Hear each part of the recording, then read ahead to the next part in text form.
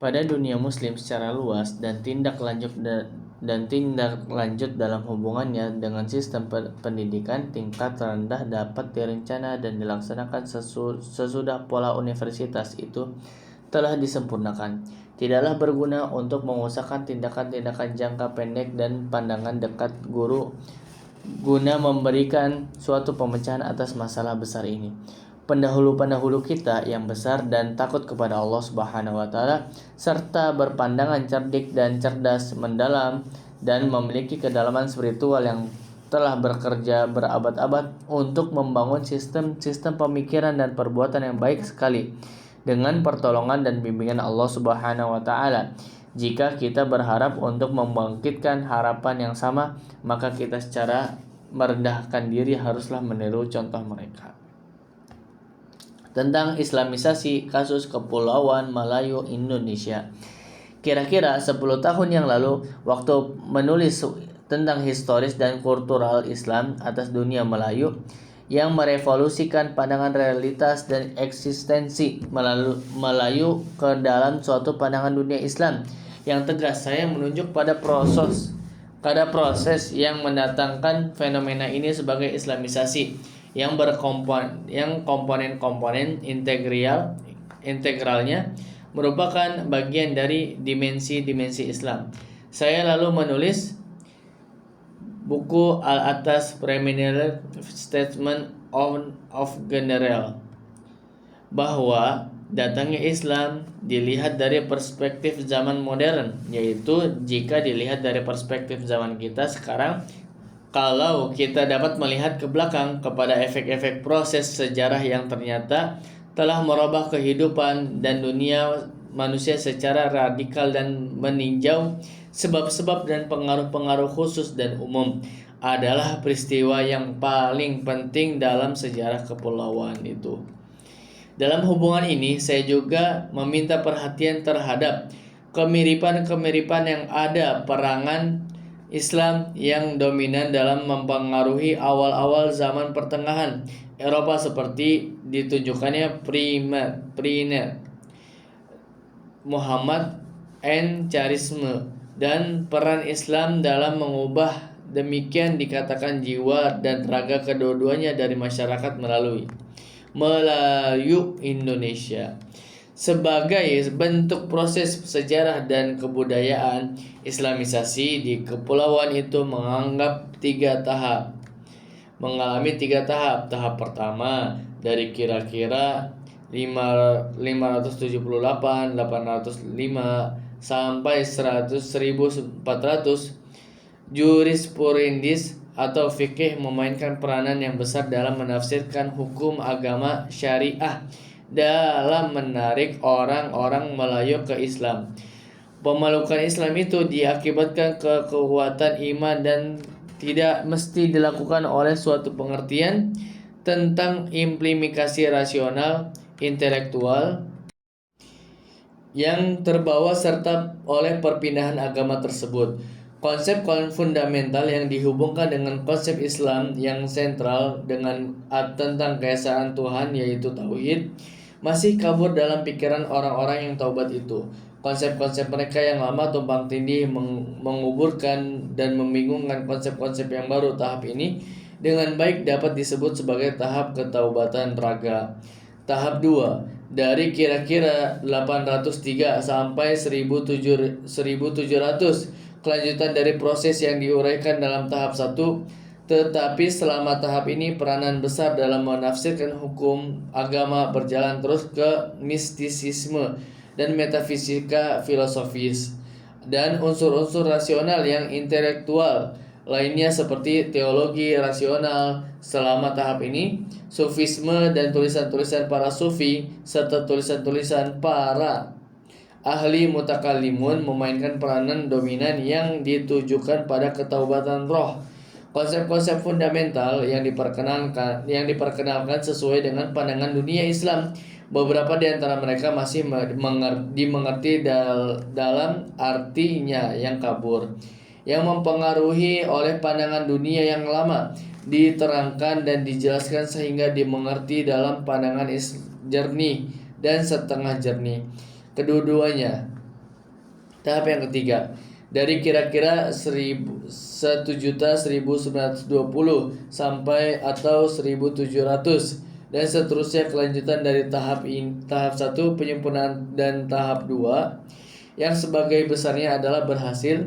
Pada tahap ini harus juga ditunjukkan pengaruh-pengaruh kultural yang dibawa serta oleh datangnya peradaban barat, apa yang apa yang umumnya sebagai westernisasi, adalah digambarkan di sini sebagai pengekalan dari semangat rasionalitas filosofis yang telah diletakkan lebih dahulu oleh Islam.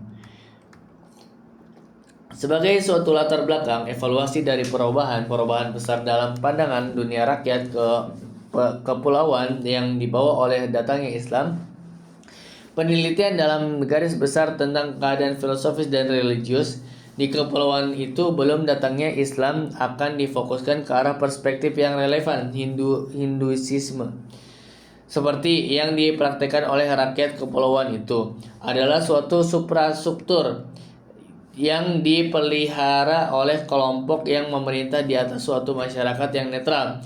Keikutsertaan masyarakat itu dalam Hinduisme tak dapat dipengaruhi dari atas. Agama itu dipaksakan kepada masyarakat oleh penguasa dari kelompok yang memerintah. Masyarakat Melayu Indonesia oleh karena itu bukanlah suatu masyarakat yang dihindukan ketimbang dinasti Melayu Indonesia. Untuk meminjam pernyataan Van Leur, disahkannya secara sakral oleh Hiroshi India. Pengaruh filosofis Hinduisme atas pandangan dunia Melayu Indonesia telah dibesar-besarkan secara luas di batas. Rakyat dari kepulauan itu dasarnya lebih estetis daripada filosofis. Mereka tidak sepenuhnya memahami sifat-sifat yang sukar diketahui dalam metafisika Hindu, ataupun mereka mengabaikan karena berpihak pada yang kurang begitu ruwet dan yang lebih sigap dapat diterima bagi pandangan dunia mereka. Filsafat diubah ke dalam seni dengan mengorbankan unsur-unsur rasional dan intelektual. Perenungan intelektual dengan tekanannya atas penalaran logis sistematis tampak tidak populer. Tidak diragukan lagi doktrin Atman yang dikemukakan di dalam Bhagavad Gita diketahui dialirkan melalui saluran-saluran kesetaraan Hindu melalui Melayu untuk memberi kepadanya sesuatu percikan pemberian hidup untuk bernafas ke Tuhan. Tetapi kita juga jangan tersesatkan ke dalam pemikiran bahwa sesungguhnya ada suatu yang mendalam dalam artinya di dalam doktrin Hindu.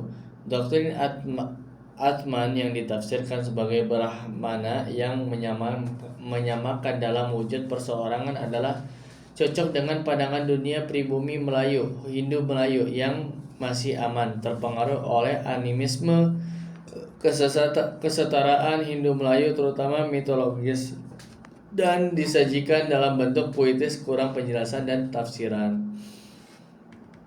Sehingga itu tidak dimaksudkan untuk telinga-telinga orang-orang kafir yang banyak. Bagi kelompok yang tersebut kemudian pandangan dunia filosofis yang didivisikan oleh penyair kesetaraan Jawa kuno terlayang sepintas dalam wayang yang seolah-olah didasari melalui media seni. Perihal yang sama dapat juga dikatakan mengenai Buddhisme di kepulauan ini selama beberapa abad dari abad 6 sampai abad 5 atau 11. Sumatera nampaknya merupakan pusat besar dari filsafat. Buddha dan Hindu sekalipun demikian, kaum pendeta Buddha di Sumatera tidak memberikan pengaruh yang nampak di bidang filsafat, tetapi justru di bidang seni yang lebih bermakna ialah manifestasi artistik yang lebih bermakna di Jawa dalam bentuk Borobudur yang agung. Kita diberitahu bahwa tentang adanya 1000 rahib di Sumatera. pada akhir abad ke-6, di mana teologi dan filsafat Buddha berkembang juga tentang Atisa yang patut dihormati dan pembaharuan Buddhisme di Tibet yang telah duduk di kaki Dharmakirti, pendeta tinggi dari kaum pendeta Buddha di Sumatera pada awal abad ke-5 atau 11. Jika kita mempertimbangkan pengaruh yang kuat dari kaum pendeta Buddha di Sumatera yang telah menghasilkan pembaharuan di berbagai negeri, maka sangatlah mencengangkan kenyataan bahwa filsafat Buddha yang tidak berkembang dengan baik di Sumatera sendiri. Mungkin bahwa Buddhisme karena bukan suatu agama misi yang dibebani tugas untuk gerakan perluasan, tidak berminat menyampaikan suatu pandangan dunia yang baru pada rakyat dari kepulauan itu. Mungkin juga bahwa kaum pendeta Buddha di Sumatera terutama tidak terdiri dari rakyat pribumi, melainkan orang-orang dari India Selatan yang datang ke sana untuk mendapatkan tempat sunyi dan kedamaian yang untuk maksud perenungan, yang menutup dirinya dalam biara-biara dan tidak ingat akan dunia luar. Sejauh kita ketahui bahwa Hindu Melayu maupun Buddha Melayu tidak menghasilkan pemikir-pemikir atau filsuf-filsuf dimanapun. Islam datang ke kepulauan dalam versi metafisika sufi melalui tasawuf. Inilah semangat religius yang amat intelektual dan rasionalistis masuk ke dalam pikiran rakyat yang mudah menerima, menyebabkan kebangkitan rasionalisme dan intelektualisme yang tidak dinyatakan dalam masa-masa pra-Islam. Timbulnya rasionalisme dan intelektualisme ini dapat dipandang sebagai semangat yang kuat yang menggerakkan proses revolusi dalam pandangan dunia Melayu Indonesia dan mengalahkannya dari dunia mitologi yang runtuh yang dapat dibandingkan dengan dunia Yunani dalam zaman Olimpia ke dunia kecerdasan, nalar dan tata tertib. Penyebar Islam yang menyebarkan kepercayaan pada Tuhan, kekuasaannya diatur oleh kearifannya, yang kehendak kearifannya berjalan sesuai dengan nalar. Manusia digambarkan sebagai sari ciptaan dalam lingkungan kehidupan adalah bahwa ia rasional dan rasionalitas adalah hubungan antara dirinya dan realitas. Konsep-konsep inilah dan persamaan spiritual antara manusia dan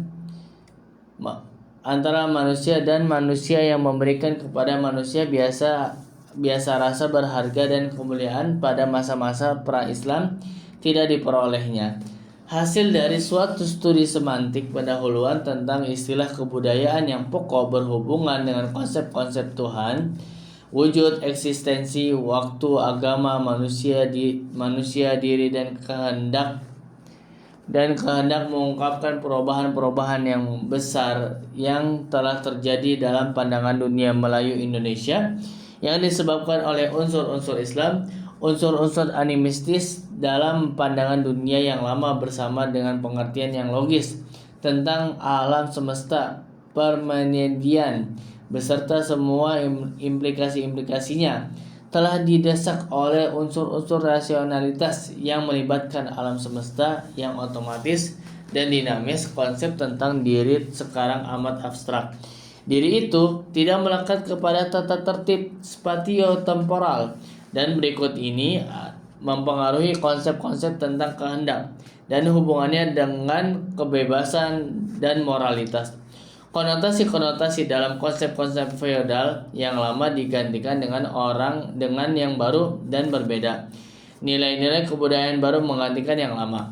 Sementara Hinduisme dan Buddhisme mungkin tidak memiliki pengaruh besar dalam merubah watak dan pandangan dunia peradaban Melayu Jawa. Tidak demikian halnya dengan Islam. Perbedaan-perbedaan antara semangat agama yang disebut dahulu dan Islam dan hal tempat-tempat asalnya, media religiusnya, pengaruh permulaan dan yang berarti pada peradaban Jawa dalam ikhwal yang terdahulu pada peradaban Melayu dalam ikhwal kemudian adalah cukup banyak sehingga untuk menentukan pandangan semacam itu kiranya akan menipu. Hinduisme bukanlah suatu agama semitik yang didasari atas monoteisme yang tidak dikenal kompromi, yang dibebani dengan semangat misi. Memang benar bahwa konsep-konsep metafisisme, monoteisme, semitik hampir sama dengan konsep-konsep Hinduisme pada tingkat-tingkat tertentu. Sekalipun demikian, pada umumnya rumusan itu dipahami oleh para penganutnya masing-masing sebagai cukup tidak sama. Beberapa konsep Hinduisme bahkan di negeri asalnya lebih banyak bersifat estetis. Rumusan-rumusan ilmiah, doktrin metafisis agama itu pada umumnya tidak dapat dikatakan diakui dan diterima kebanyakan orang. Memang peradaban Jawa lebih estetis ketimbang ilmiah. Segi ilmiah, filsafat, dan metafisika Hindu diabaikan demi apa yang lebih cocok dengan pandangan dunia dari kaum pribumi. Hinduisme yang estetis dan ritualistislah yang diakui dan diterima. Yang ilmiah dengan tekanannya pada unsur-unsur rasional dan intelektual dan pada analisa sistematis dan logis. Ditolaknya bahkan kalau diterima pertama harus ditapisnya melalui saringan seni, sehingga pandangan dunia yang disajikan adalah difisikan oleh para penyair ketimbang para pemikir dan filsuf. Hinduisme terlahirkan dalam bentuk-bentuk simbolis yang estetis antropomorfis, tidak diragukan lagi sebagai sebagian terbesar karena pengaruh bahasa yang merupakan media pengungkapannya. Kesimpulan-kesimpulan yang sama bisa ditarik mengenai bahasa Jawa kuno. Lebih jauh lagi, puisi lebih disukai ketimbang prosa dalam bahasa-bahasa dari dua peradaban itu, India dan Jawa. Semangat religius Islam yang esensial adalah monoteis, terlahirkan dalam konsepsi yang tidak dibandingkan keesaan ilahi. Dikonsepkan secara filosofis melalui teologi dan metafisika rasional, dibentangkannya ontologi, kosmologi, dan psikologinya tersendiri, dan dalam konsepsinya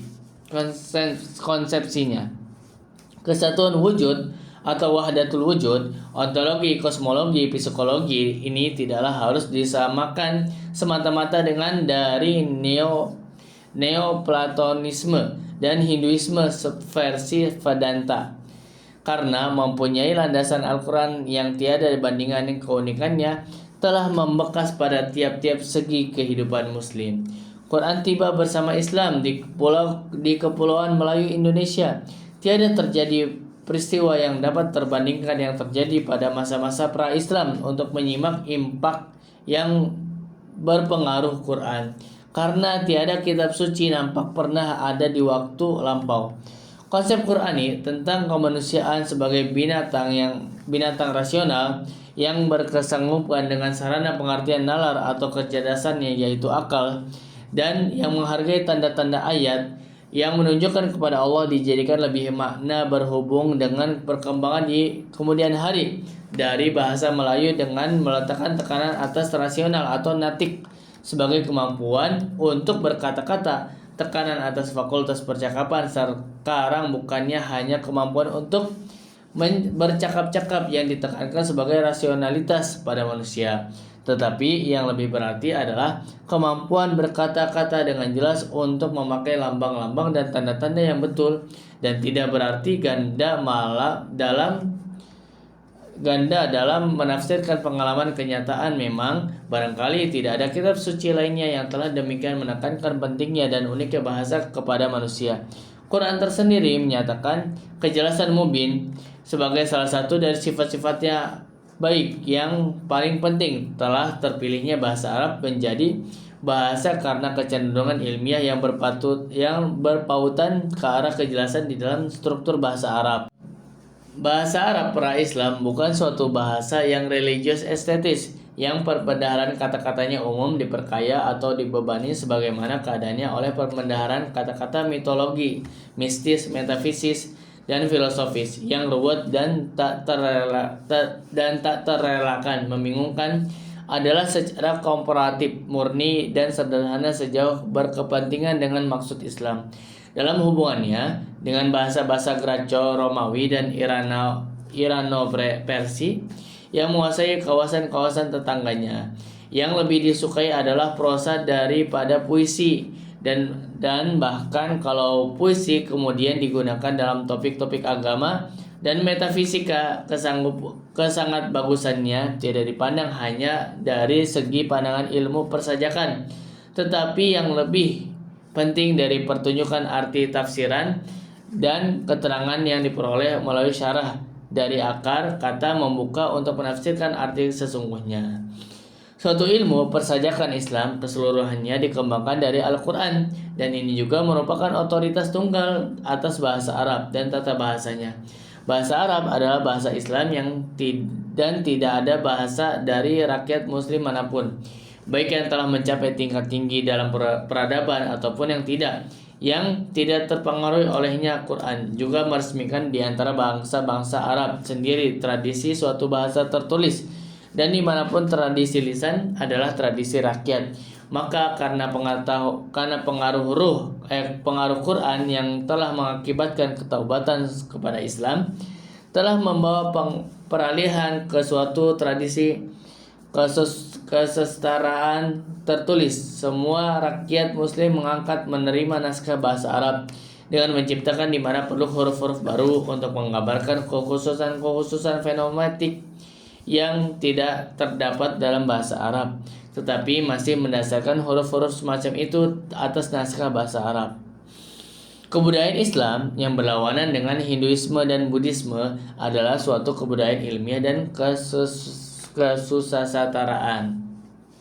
Quran ketika sampai kepada bangsa-bangsa Arab dengan memuji-muji kejelasan dan kecerdasan, menyatakan dirinya berada dalam bahasa Arab yang dapat dipahami, yaitu kitabun fussilat ayatuh, dan tidak berkeluk-keluk atau ghairu ziwajin, dengan perbandingan relatif sejauh agama estetis berkepentingan hubungan antara bahasa Arab pada satu pihak dan pada bahasa-bahasa Graco-Romawi dan Irano-Persi pada pihak yang lain adalah seperti bahasa Melayu dan Jawa kuno yang tersebut. Kemudian ini bahasa religius kesetaraan estetis yang dominan di kepulauan. Secara semantik, bahasa Jawa kuno kiranya kurang mudah terpengaruh daripada bahasa Melayu atas pengakuan dan penerimaan ajaran Al-Quran, karena pengertiannya atas ajaran-ajaran itu lebih kabur atau membingungkan oleh konsep-konsep dan ide-ide yang ada berakar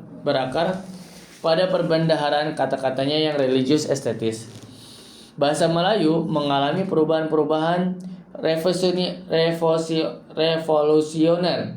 Di samping perkayaan sebagai besar perbendaharaan kata-katanya dari sejumlah besar kata-kata bahasa Arab dan Persi, bahasa itu menjadi media utama membawakan Islam ke seluruh kepulauan, sehingga pada abad ke-9 atau 16 selamat-lambatnya telah menjadi kedudukan sebagai bahasa religius dan kesetaraan menggantikan hegemoni bahasa Jawa. Kesetaraan Melayu berkembang, bahkan ada alasan-alasan untuk percaya bahwa kesetaraan tersebut lahir dalam periode Islam. Abad-abad ke-9 atau 16 dan abad 10 atau 17 menyaksikan melimpahnya tulisan Melayu mengenai mistisisme, filosofis dan teologi rasional yang tak tertandingi. Terjemahan Quran yang pertama ke dalam bahasa Melayu dengan tafsiran yang didasarkan atas tafsiran termasyhur Al-Baidawi dan terjemahan-terjemahan, tafsiran-tafsiran dan karya-karya asli mengenai mistisisme, filosofis dan teologi rasional. Nah, itu juga muncul selama periode ini yang menandai kebangunan rasionalisme dan intelektualisme yang tidak dimesti fungsikan dimanapun sebelumnya di kepulauan. Sesuai dengan apa yang telah saya utarakan sebagai tahap 2 dari proses Islamisasi, periode ini berperan penting dalam menggerakkan revolusi pandangan hidup Melayu Indonesia dan yang menghasilkan transformasi pandangan hidup dari yang estetis ke ilmiah. Faktor utama dalam revolusi kebudayaan ini adalah terjelaskannya suatu konsepsi baru tentang wujud yang diperkenalkan oleh Islam. Adalah pengertian yang betul mengenai konsepsi tentang wujud yang baru inilah yang merupakan intensifikasi dalam proses islamisasi. Nampaknya bahasa Melayu berkembang ke dalam suatu arus baru sebagai akibat dari terpakainya sebagai wahana untuk percakapan filosofi di kepulauan itu. Arus baru itu mungkin bermula di Barus, memiliki pusatnya di Pasai, yaitu kemudian Aceh. Pusat pengajaran Islam yang oleh gayanya yang sangat singkat dan jelas, oleh pembendaharaan kata-kata Islamnya, mengungkapkan suatu bahasa dari analisa, penalaran, dan ilmiah yang tidak diragukan lagi, banyak terpengaruh oleh penulisnya, para sufi, cendekiawan, penerjemah, dan pengulas, dan mereka sendiri berada di bawah pengaruh Quran yang sebagai telah saya tunjukkan memuji kejelasan dan kecerdasan dalam percakapan dan tulisan. Dari arus baru inilah bahasa Melayu modern atau bahasa Melayu Indonesia sekarang ini berkembang, karena arus inilah yang membawa dan menyebarkan Islam di kepulauan. Periode yang sama inilah yang harus digarap dalam penulis sejarah Melayu modern. Demikian luasnya bahasa Melayu itu disebarkan oleh Islam sehingga sekarang ini menjadi bahasa resmi dari lebih 100 juta rakyat, barangkali bahasa Muslim nomor 2 terbesar. Bersama dengan faktor sejarah itu, faktor-faktor religius dan bahasa mulai menggerakkan proses ke arah kesadaran rasional. Konsekuensinya logis proses inilah yang menciptakan evolusi dari bagian terbesar kepulauan itu ke dalam bangsa Indonesia modern dengan bahasa Melayu sebagai bahasa nasional. Kedatangan Islam merupakan terbukanya suatu periode baru dalam sejarah Kepulauan Melayu Indonesia. Bukti terbesar revolusi kebudayaan ini terdapat dalam tulisan-tulisan yang bersifat penjelasan dan polemik selama abad-abad, yang mencerminkan perubahan ide-ide dalam pandangan dunia dari rakyat yang terpusatkan sekitar suatu konsepsi wujud yang berbeda yang telah mereka ketahui di masa yang lampau. Ini juga merupakan proses penjelasan, pendalaman, dan pembakuan Islam yang diikuti dengan pembetulan yang pada akhirnya melengkapi perubahan tersebut bertentangan dengan pada apa yang dipertahankan bahkan oleh sementara sarjana Muslim. Metafisika Sufi tidak datang untuk menyelaraskan Islam dengan kepercayaan-kepercayaan Hindu, Buddha, dan tradisi-tradisi pribumi lainnya, tetapi datang untuk menyelaraskan perbedaan antara Islam dan apa yang telah mereka ketahui pada waktu yang lampau. Dari bukti tulisan tersebut di atas, memang seluruh waktu dikerahkan untuk menjawab pertanyaan dan tuntutan yang tetap dan selalu meningkat untuk menjelaskan tentang sifat wujud. Kenyataan bahwa persoalan itu muncul sesungguhnya mengungkapkan adanya suatu masalah batin yang dialami oleh orang-orang Melayu Indonesia. Tidak ada polemik-polemik semacam itu atau pengajuan pertanyaan-pertanyaan seperti itu pernah diketahui terjadi sebelumnya, karena tidak ada masalah sedemikian dijumpai pada waktu kedatangnya Hinduisme dan Buddhisme. Kebanyakan istilah-istilah kunci yang digambarkan oleh kata-kata Melayu yang harus berkaitan dengan Tuhan, manusia, dan hubungan antara keduanya, serta dunia mengalami ujian, perbedaan, dan penerimaan atau penolakan dalam hubungannya dengan istilah-istilah dan kata-kata kunci bahasa Arab secara filosofis sejalan dengan apa yang terjadi pada bahasa Arab itu sendiri selama periode terjemahan, ketika bahasa Arab itu menjadi wahana filsafat Yunani dan dipengaruhi oleh pikiran Yunani. Revolusi spiritual dinyatakan dalam abad ke-8 sampai 8 atau 15 atau 10 atau 17 mencerminkan awal zaman modern di Kepulauan Nusantara. Menurut pendapat saya, pengertian modern jauh lebih dijelaskan dari para sarjana menerapkannya dalam konteks Kepulauan Melayu Indonesia, atau soal itu dalam konteks kaum muslimin sebagai keseluruhan.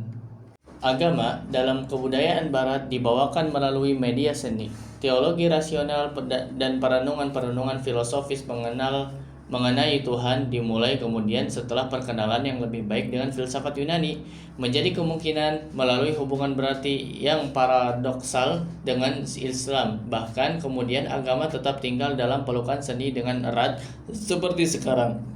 Filsafat dan ilmu memisahkan dirinya dari agama, meskipun tidak dari seni. Setelah tersadarkan dari kurang kepastian dalam agama, masuknya Kristen ke Eropa seperti Hinduisme dan Buddhisme dan kepulauan tidak pernah diikuti oleh penjelasan rasionalistis atas konsepsi wujud. Tugas ini sejauh kepentingan Kristen ditinggalkan ke filsafat yang menyusunkan agama. Terjadi teori belaka, dan bahkan hal itu pun baru terjadi dalam waktu belakangan ini.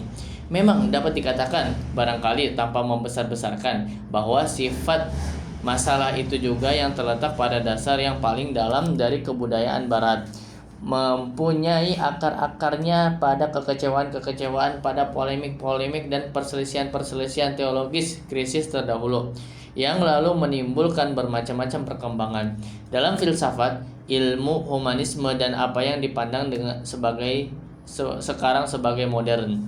Di Eropa sendiri, di dalam sejarah kebudayaan rakyat-rakyat Kristen Barat, konsep modern ditelusuri ke belakang ke semangat rasionalistis, individualistis dan internasionalistis yang mulai timbul dalam abad ke-7 dan seterusnya. Tetapi lagi apa yang disebutkan modern itu sangat tergantung kepada agama. Dalam sejarah kebudayaan Kristen Barat, agama itu jugalah seperti yang ditafsirkan oleh gereja yang membangkitkan sikap yang disebut dengan modern, sehingga arti istilah itu diatur oleh doktrin Kristen yang pada akhirnya terserah kepada kaum pendeta. Perselisihan dan pertentangan dengan ajaran agama, ajaran-ajaran gereja, inilah yang mendatangkan sikap modern, yaitu rasionalisme dan individualisme dan internasionalisme yang di barat selalu dimengerti sebagai humanisme. Jelaslah konsep itu tidak dapat diterapkan terhadap muslim, karena dalam Islam selalu tidak ada gereja dalam artian Kristen barat ataupun kaum pendeta. Dan rasionalisme, individualisme, dan internasionalisme yang dipahami oleh muslim selalu dalam keselarasan dengan agama dan bukan yang bertentangan. Pernyataan di atas mempunyai implikasi-implikasi mendalam yang meliputi sikap-sikap filosofis dan religius yang berbeda antara Islam dan Barat.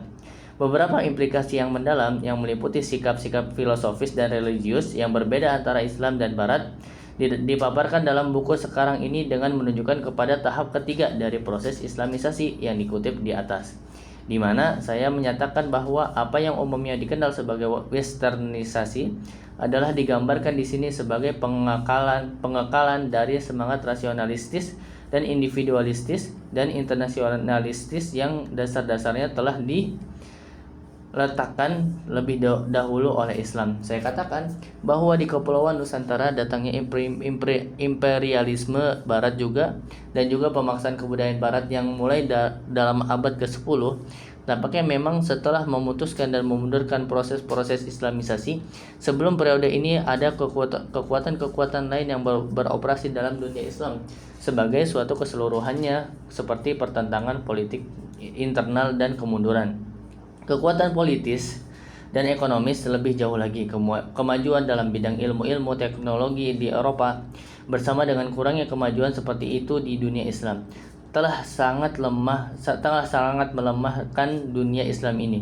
Peristiwa-peristiwa bencana yang terjadi di dalam dunia Islam ini menimbulkan pantulan-pantulannya di kepulauan, tetapi munculnya orang-orang Eropa di pantas Melayu Indonesia dan kekuasaan atas kawasan ini mulai abad ke-11.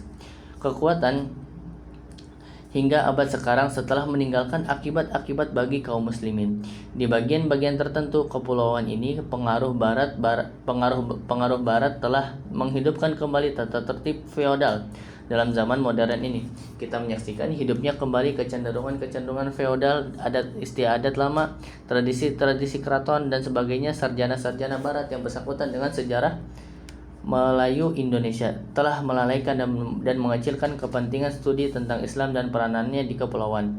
Prasangka dan ketakutan terhadap Islam telah mempengaruhi imperialisme Barat dalam mengusahakan kebijaksanaan yang konsisten dengan masalah dan akan kaum muslimin dari agamanya, seperti ikhwalnya kekuasaan Belanda dan Inggris di kepulauan. Pada umumnya ini dilaksanakan sebagai pengawasan administrasi agama dan demikian pengontrolan agama itu sendiri melalui kelompok-kelompok penguasa setempat.